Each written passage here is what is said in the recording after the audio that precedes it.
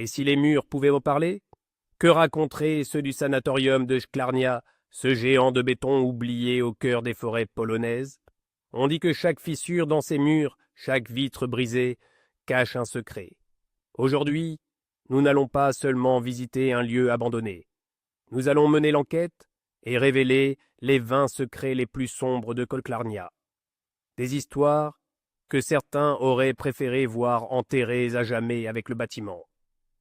Pensez-vous que tous les lieux ont une mémoire? Accrochez-vous, car après avoir entendu ces récits, vous ne regarderez plus jamais les ruines de la même manière. Certains disent que c'est juste un vieil hôpital, mais la vérité est bien plus complexe et terrifiante. Pour comprendre les secrets, il faut d'abord connaître l'histoire officielle. Le sanatorium de Szklarnia, dont le nom signifie la serre en polonais, a été inauguré au début des années 1960. C'était une merveille d'architecture moderniste, un havre de paix et de guérison pour l'élite du pays. Imaginez de vastes couloirs baignés de lumière, des jardins luxuriants, une piscine olympique et les meilleurs médecins. C'était un symbole de progrès et de santé. Mais cette image idyllique n'a pas duré. Moins de 20 ans après son ouverture, à la fin des années 1970, le sanatorium a fermé ses portes de manière soudaine et inexpliquée.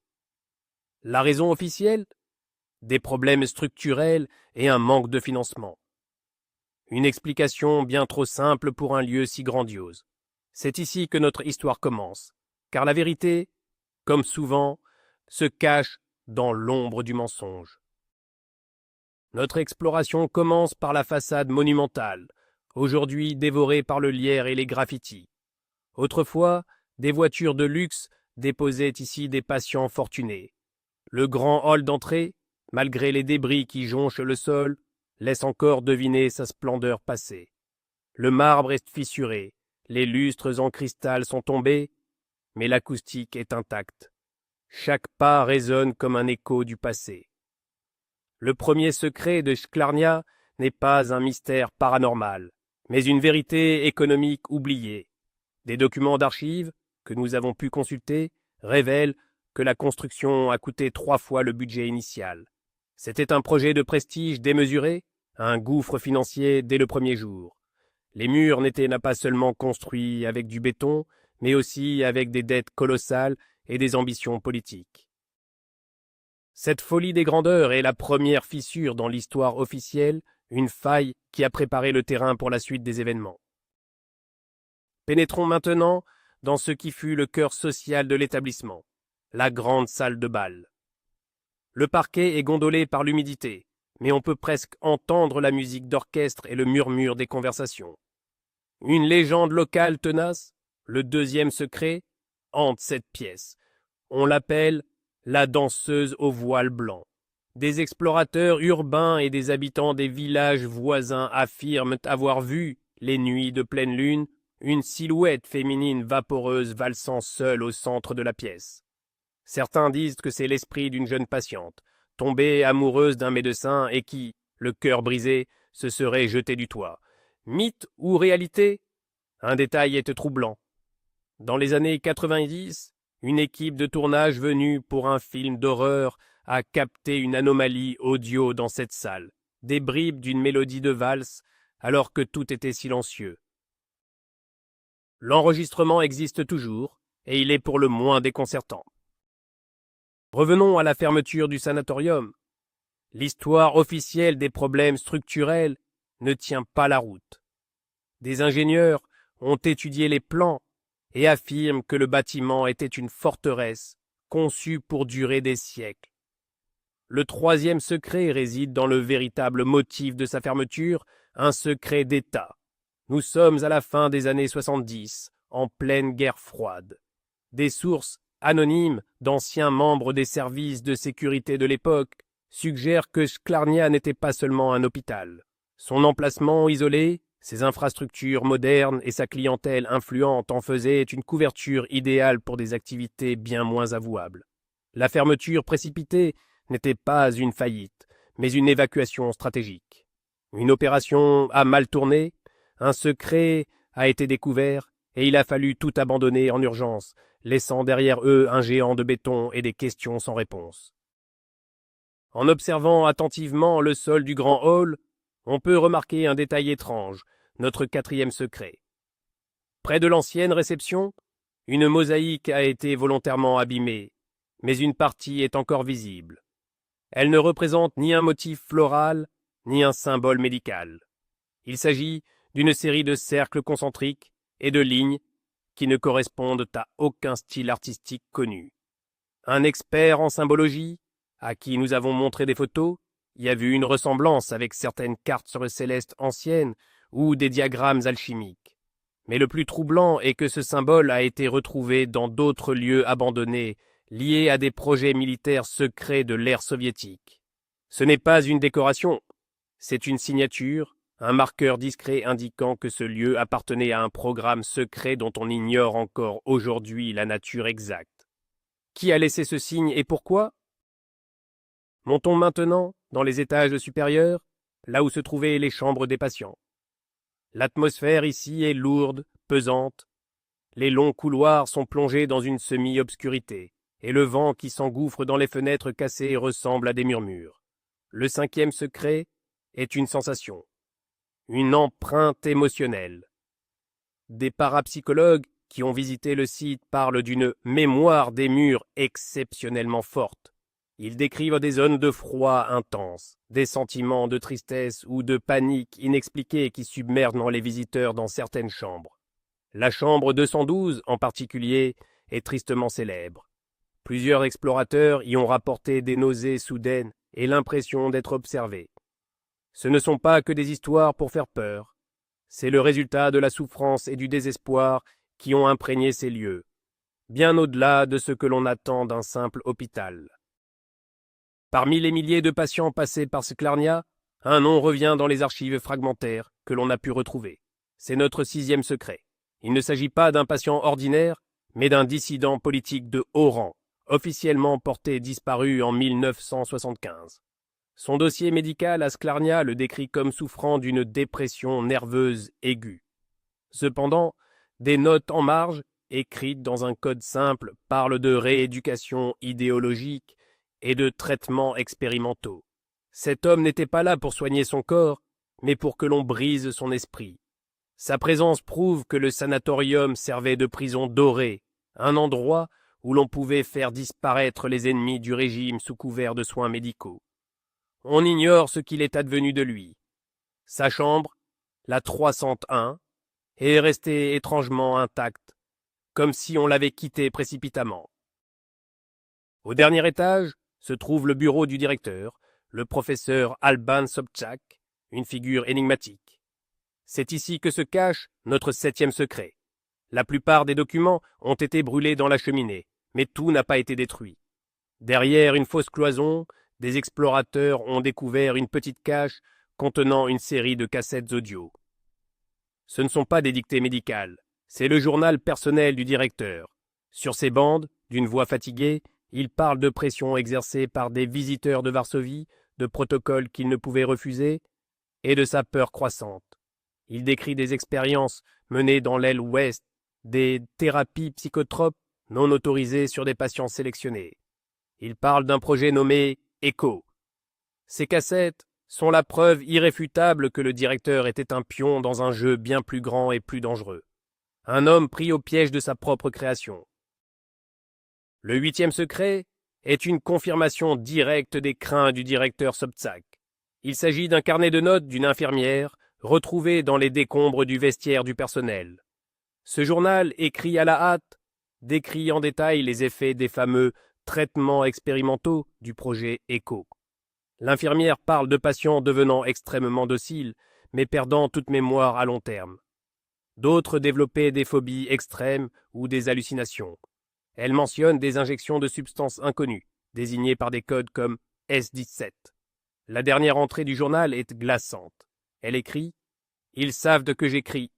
La chambre 212, Dieu nous pardonne. » Après cette date, il n'y a plus aucune trace de cette infirmière dans les registres du personnel. Son témoignage silencieux transforme les rumeurs en une terrible certitude. Sklarnia était un laboratoire humain.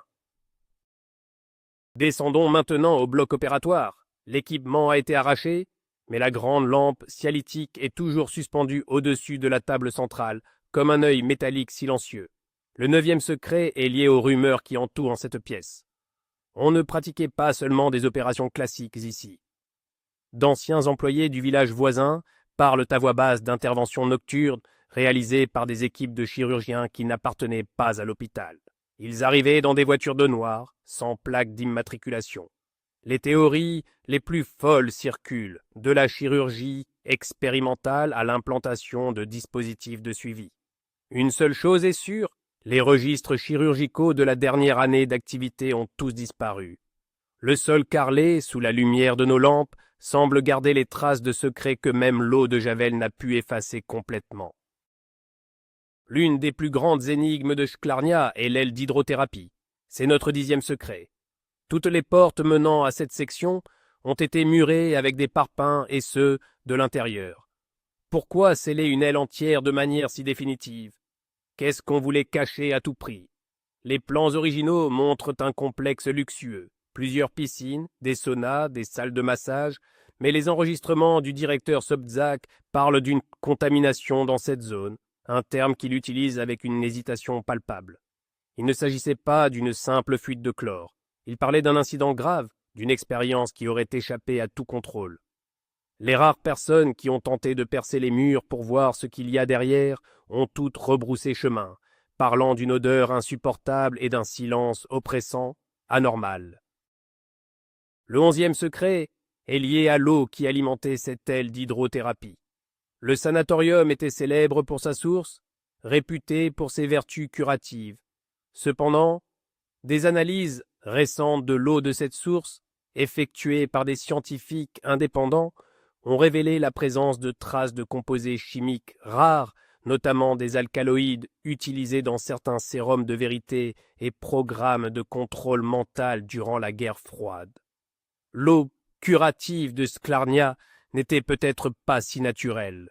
On droguait potentiellement les patients à leur insu, les rendant plus réceptifs aux thérapies psychologiques menées dans le reste de l'établissement.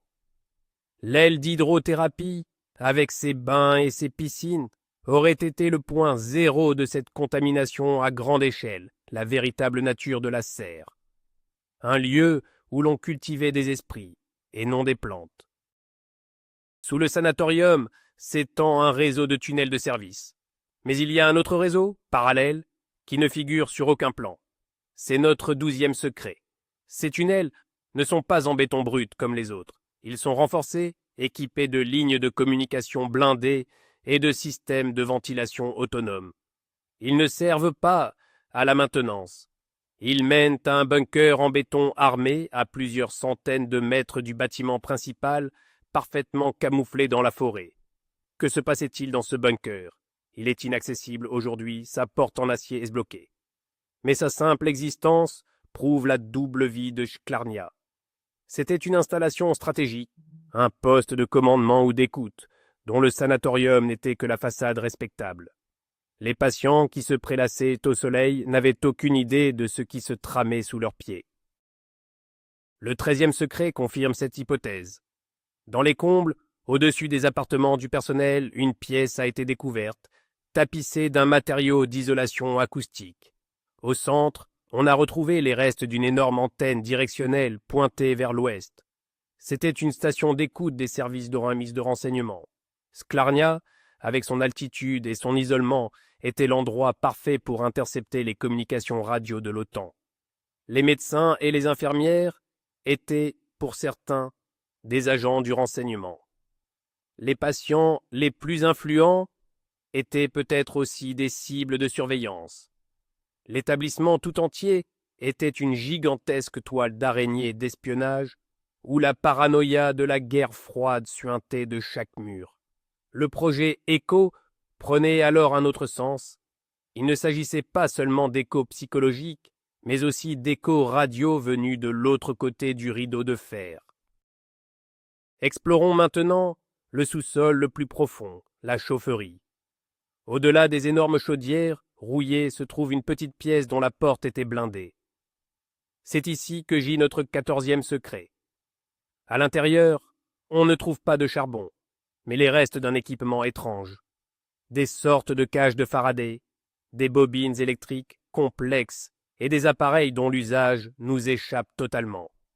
Un physicien qui a analysé les photos parle d'un possible équipement lié à des recherches sur les ondes électromagnétiques et leurs effets sur le cerveau humain. Cela corrobore les notes de l'infirmière et les enregistrements du directeur. Le projet ECHO avait peut-être une dimension technologique, tenter de manipuler le comportement humain non seulement avec des drogues, mais aussi avec des fréquences invisibles. Nous sommes loin, très loin du sanatorium de repos. Le 15e secret n'a pas été trouvé dans les murs de Sklarnia, mais dans un petit village autrichien. Nous avons retrouvé un ancien technicien de maintenance qui a travaillé au sanatorium pendant ses premières années. Aujourd'hui, âgé de plus de 80 ans là-dedans, il a accepté de parler sous couvert d'anonymat. Il a confirmé l'existence des tunnels secrets et des équipes nocturnes.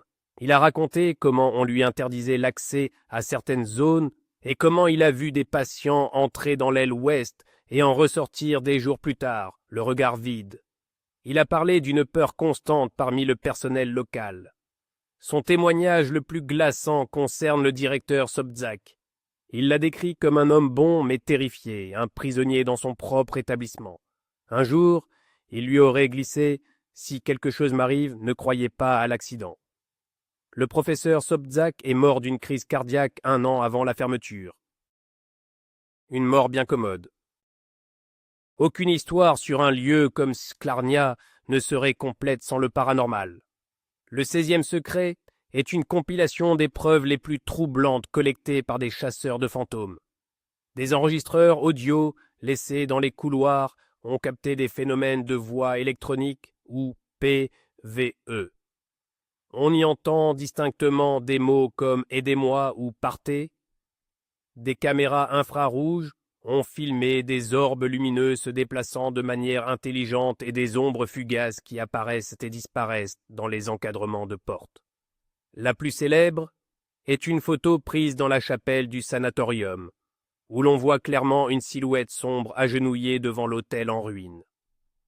S'agit-il de simples illusions d'optique, de pareidolie, ou est-ce que les âmes tourmentées des victimes du projet ECHO sont réellement piégées ici, tentant de communiquer leur histoire? Revenons à l'architecture. Le 17e secret est caché dans les plans originaux du bâtiment, un secret laissé par l'architecte lui-même, un homme connu pour ses idées anticonformistes. En superposant les différents niveaux des plans, un chercheur a découvert une anomalie, un espace vide de la taille d'une grande pièce qui n'a aucune porte ni fenêtre. Il se situe précisément sous le bureau du directeur. C'est une pièce cachée, un panic room ou quelque chose de plus sinistre. L'architecte, qui a fui le pays peu après la construction, aurait-il laissé un avertissement ou une issue de secours pour le directeur? Personne n'a encore trouvé le moyen d'accéder à cette pièce. Que contient-elle? Les archives manquantes? Les preuves ultimes des activités de Sklarnia? C'est le secret le mieux protégé du sanatorium. Après son abandon, plusieurs projets de réhabilitation ou de démolition de Sklarnia ont été envisagés. Tous ont échoué. C'est notre 18e secret. Chaque tentative s'est heurtée à une série d'accidents étranges et d'événements malheureux. Un promoteur immobilier a fait faillite juste après avoir acheté le site. Une équipe de démolition a vu ses bulldozers tomber en panne simultanément sans raison apparente. Un incendie s'est déclaré, mais s'est éteint de lui-même juste avant d'atteindre l'aile ouest. Les locaux parlent d'une malédiction, que le bâtiment se protège lui-même, qu'il ne veut pas livrer ses derniers secrets. Plus prosaïquement, certains pensent que des forces très puissantes veillent à ce que personne ne fouille de trop près les ruines, prêtes à saboter toute tentative de faire la lumière sur le passé. Le 19e secret est une figure presque mythique, connue des explorateurs qui fréquentent Sklarnia. On l'appelle le gardien silencieux. Il s'agirait d'un homme âgé, vivant dans les bois environnants, qui apparaît parfois pour avertir les visiteurs trop curieux. Il ne parle presque pas, mais ses yeux en disent long. Il connaît le bâtiment par cœur, chaque passage secret, chaque danger. Certains pensent que c'est un ancien patient qui n'est jamais parti, d'autres qu'il s'agit d'un ancien agent chargé de surveiller le site. Une chose est sûre, il veille sur le sanatorium. Est-il là pour protéger les visiteurs des dangers du lieu, ou pour protéger les secrets du lieu des visiteurs? Sa présence ajoute une couche de mystère vivant à l'histoire figée de Shklarnia. Il est le dernier témoin humain de la tragédie. Nous arrivons au 20e et dernier secret, celui qui relie tous les autres. Le projet ECHO, les expériences, l'espionnage, la fermeture soudaine, tout cela tourne autour d'une seule chose, la création d'un agent dormant parfait. Le but ultime de Shklarnia n'était pas de soigner, mais de programmer des individus. En utilisant un cocktail de drogue via l'eau, de thérapie psychologique et peut-être d'ondes électromagnétiques, les services secrets tentaient de créer des espions ou des assassins qui pourraient être activés à distance, sans aucun souvenir de leur conditionnement. Le dissident politique n'était pas une victime, mais un prototype. La fermeture brutale a été provoquée par un échec catastrophique. Un patient, ou plusieurs, dont le conditionnement aurait mal tourné, provoquant un massacre dans l'aile d'hydrothérapie. C'est cet événement qui a été étouffé, cette aile qui a été murée. Shklarnia n'était pas un hôpital hanté, c'était une usine à monstres. Voilà le véritable visage de Shklarnia. Ce n'est pas seulement une histoire de fantômes ou de ruines, c'est l'histoire d'une ambition démesurée de la guerre froide, où la science a été dévoyée pour servir des objectifs terrifiants, où des vies humaines ont été sacrifiées sur l'autel du secret d'État. La danseuse au voile blanc, les voix dans les couloirs, la malédiction du bâtiment, tout prend un sens nouveau et tragique. Ce sont les échos des âmes brisées par le projet ECHO. Le sanatorium de Shklarnia est bien plus qu'un lieu abandonné. C'est une cicatrice dans l'histoire, un avertissement silencieux gravé dans le béton et la rouille. Merci d'avoir exploré ces sombres secrets avec nous. Si cette histoire vous a fasciné, n'oubliez pas de laisser un pouce bleu et de vous abonner pour ne pas manquer nos prochaines enquêtes. Et maintenant, j'aimerais vous poser une question. Si vous pouviez accéder à la pièce secrète sous le bureau du directeur, qu'espéreriez-vous y trouver? Dites-le nous dans les commentaires.